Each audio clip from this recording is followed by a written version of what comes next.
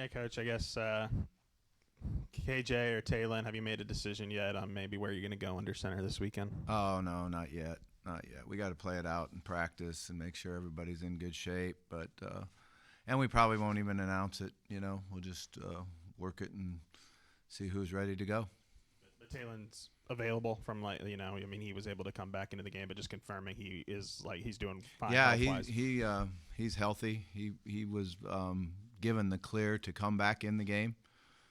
I made the decision that when he was healthy when they told me that Taylon's ready to go, that was the words they said, Taylon's ready to go. And I said, no, we're going to stay with KJ. So we kept KJ in the game. I thought he earned it, took the ball, drove us down. I think we got 3 scores with him in the game, 2 touchdowns and a field goal, and I thought he did a good job. You mentioned after the game there were some first-time signs, maybe body language, some stuff you might not have been happy with. How was the response last night when you got with the team? It was good. I mean, it was an honest team meeting. And then they went out and they ran hard, and the young guys practiced, and they practiced hard. So it was a very productive night. Coach, regardless of who you start at quarterback, do you foresee a situation where both of them, KJ and Taylon, could both play? It's too early to even answer any of these, but I understand the questions. It's a big thing. Who's going to be the quarterback this weekend? But I really wouldn't know that. That's not exactly what you would like to do. You'd like to have the starter come in and play really well and drive us up and down the field, score a bunch of points, no turnovers, and play well and not have a thought of your mind that you're going to rotate quarterbacks. I've never really been a huge believer in that, except for, I guess, my first go-around at Louisville. The previous head coach, not previous, but a long time ago, head coach, famous coach for the Dolphins, Howard Schnellenberger. He always played his backup quarterback the first series of the second quarter. We had Brian Braum as our backup quarterback, true freshman, Stefan LaFleur as our starter. So we played Brian the first series of the second quarter, I think, in every single game. And it worked out well for us. It wasn't very fun for Stefan. He didn't like it. His family didn't like it. Probably more than him. His family didn't like it. I remember we were at Tulane and playing in the Dome. There wasn't many people at it at that time. And we were a little bit better than they were. But when we started the second quarters, there was a bunch of boos, and it wasn't Tulane booing us. It was Stefan's family. That's what I remember about playing 2 quarterbacks. So no, I'm not gonna want to do that. That's for sure. Yeah. Sorry about the long story, guys. That's good. Just made me think about it. We got our first extended look at KJ on the field. I'm curious what you can tell us about him off the field in the meeting room. How is he maybe similar or different than Taylon in that aspect of things? Yeah, he's always been great in the meeting room. He's very, very intelligent. He spends a lot of time working on it, trying to understand the offense. We've always had tremendous amount of respect for him and confidence in him. Given your experience in the game, what's your advice to seniors in soaking in their final week? Yeah, I think they want to put all they have into it. Prepare themselves. We got a lot of guys that have been playing football since they were probably 6, 7, 8 years old. And now this could be their last go-around, so they should invest everything they have into this week and every practice, every meeting, make it special for them.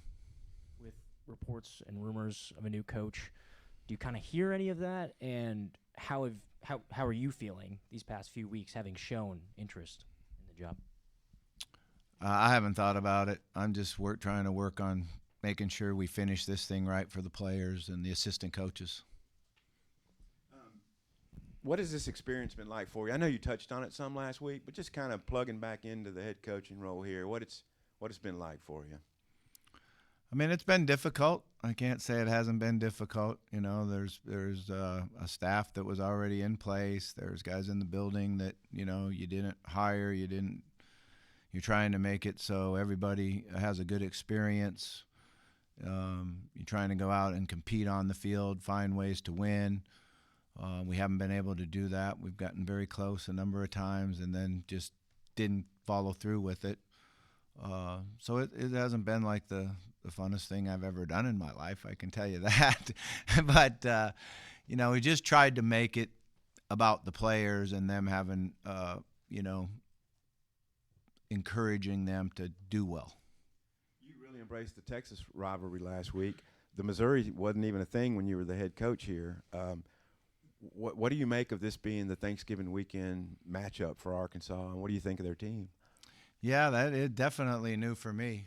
We used to always finish this one off with LSU, which was a lot of fun. And, Missouri's done a really nice job. Their football team, they've built with the D-line, linebackers, secondary. They're very good on defense. Offensively, they've been a team that always can run wide zone, and they believe in it. They do it really well. Their running back's a very, very good player.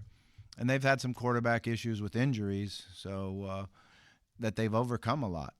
So you gotta say they've done a really nice job.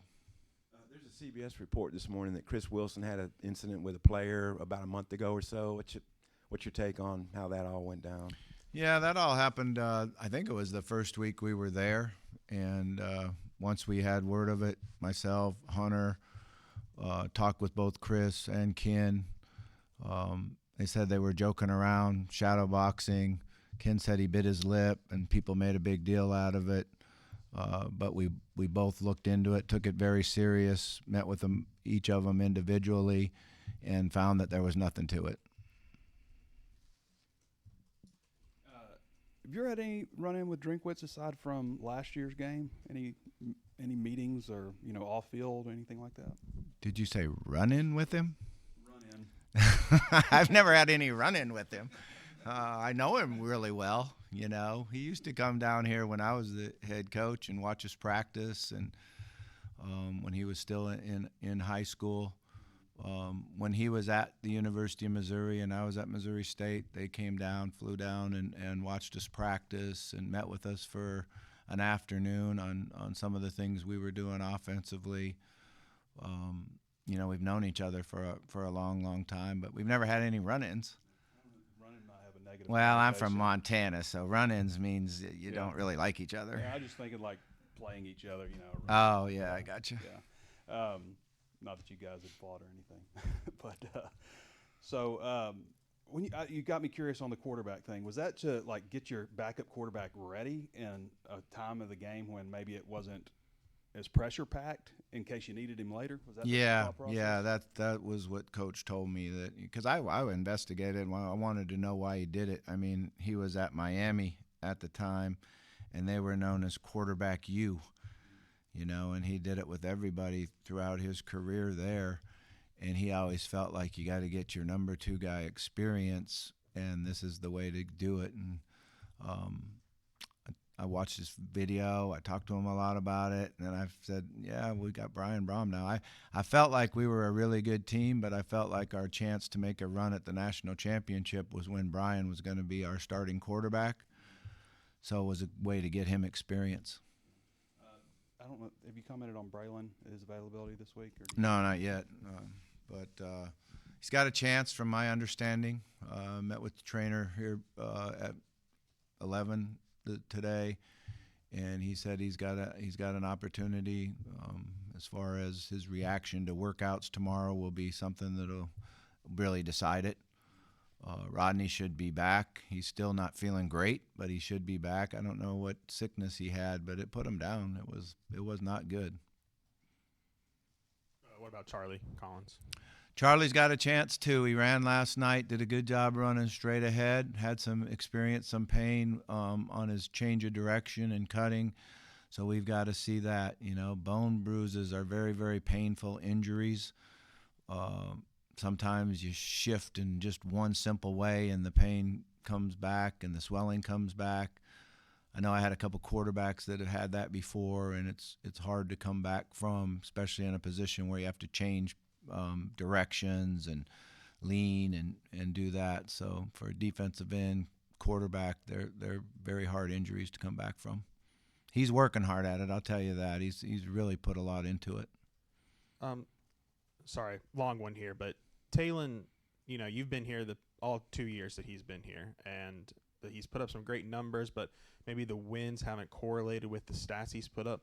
How do you think he should be remembered as an Arkansas quarterback heading into senior day, and what's going to be his last chance here in Fayetteville? Yeah, we came in together, obviously, and that had a big thing to do with recruiting him here. We inherited an offense that wasn't real good, and I feel like he's done a really nice job of competing. He's been tough. He's been able to win games. At one time in his first year here, we were 4-2 and feeling good about it, and he ended up having a great game in the bowl game. This year it's been a hard go. I think it's been a hard go when you have an offense that is explosive and able to score points, but not able to score as many as the other team. And that puts a lot of pressure on you. You start feeling the pressure and you tighten up, and I think that's where some of these errors and things have come is, when you feel like you have to score every single time you go out on the field, you don't just play as freely as you would, and I think that's been, some of the issues. Obviously, he needs to overcome that and take care of the ball. It's just been a thing about taking care of the ball more than anything else. Everything else, he's done a good job of playing, but he has been prone to turn the ball over. And, in games where you have to try to outscore the other team, it adds up. Coach, I know you're focused on Missouri this week, but I'm curious, have you been notified one way or the other if you're still in the running for the full-time job? Or? I have not, no. And then I had another question, but I just lost it. Sorry. It's okay.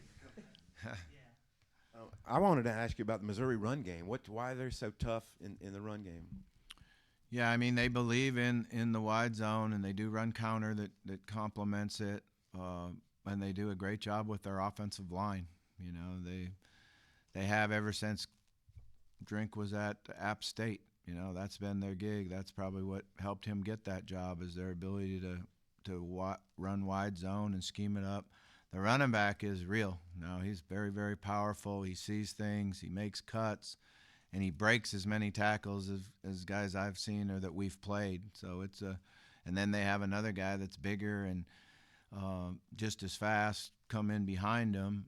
So the two of them complement each other very well. Just thought of it. I know regardless of who the next coach is, would you have any interest in being an offensive coordinator again like you have been before? Or? Yeah, it's things that I haven't thought about. So, it's hard for me to say that right now. I guess how do you address turnovers with a game left? Is it an extra 30 minutes on circuit, extra 30 minutes in film each day? How do you do that? Yeah, I mean, you do it like you do every week. You got to tuck the ball away. We do it on during practice. We do it every time they touch the ball, that you have to chin the ball, lock it. You just continue to work at it. So I have been years where you make a huge emphasis and you seem to turn it over more. So you got to be a little bit careful on that too. I guess who's a non-captain that's senior that's taken the message to heart of what you said a few days ago about just finishing practice correctly and stuff and finishing it out on a win?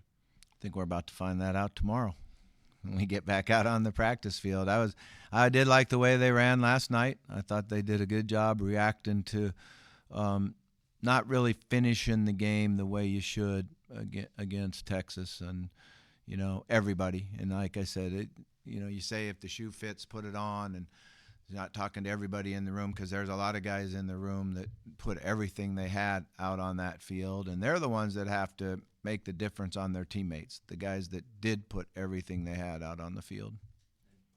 Perbula came back for Missouri, I think, over the weekend. You've played a few quarterback pairings this year. I guess what's the ratio of prep for kind of him and Zollers and weeks past? Yeah, I think he'll be the quarterback. I think he played, came back from that injury. They believe in him. He did a good job early in the year when he was healthy, and he played well last week. Had a couple turnovers, but he did play well, and we feel like he'll be the one that will be their quarterback. Used to be just seniors that walked on senior day, but at least here, I feel like maybe around 2016 or something, I started seeing like guys that had graduated early or guys that weren't coming back, you know, and stuff. Is there anybody like that on the team that's maybe has eligibility? There's gonna left? be like 30 of them out there walking, so that's a lot of guys. Some of them are obviously walk-ons that this will be their last fall. So I think that's how we kind of did it. Is anybody this will be their last go around. Not all of them are you know, technically seniors eligibility wise, but school wise they've either graduated or are about to. Is that something that changed like around the time period that I mentioned, or am I off on that? No, I don't think you're off on it at all. It's changed, like the whole world of football has changed. I think, you know, everybody's at different spots now. I'm not so sure there aren't some guys that didn't go through senior day last year at their school, you know, a year ago, and then decided they were going to play again. But I think that's how it works out. I've seen guys here walk twice. I know, right? Yeah. When it comes down to it, is turnover margin maybe the one statistical thing that's just maybe been the biggest disappointment this season? No question about it. You know, as far as what we've been able to do with yards and points and third down conversions, you look at a lot of the statistics and we're doing a nice job, but turning the ball over is what has hurt us the most. Noticed Kavion Broussard got in at right tackle late in the game. Just how did he do? And then was that more of just a performance thing with Marion, or did he deal with an injury? He did not have an injury. Kavion came in, and I like the way he played. You know, he's a great athlete. He's got a really good body. He's got a bright future ahead of him. I felt like all year long he was getting better and better in practice, and you know, he played some at left tackle, and then he came in and switched over to right tackle, and I thought he did a nice job. Shaq this week. Shaq will be out there tomorrow in individual, and we'll see how all that goes, and then hopefully progress him from there. Good question. All right, thanks, guys.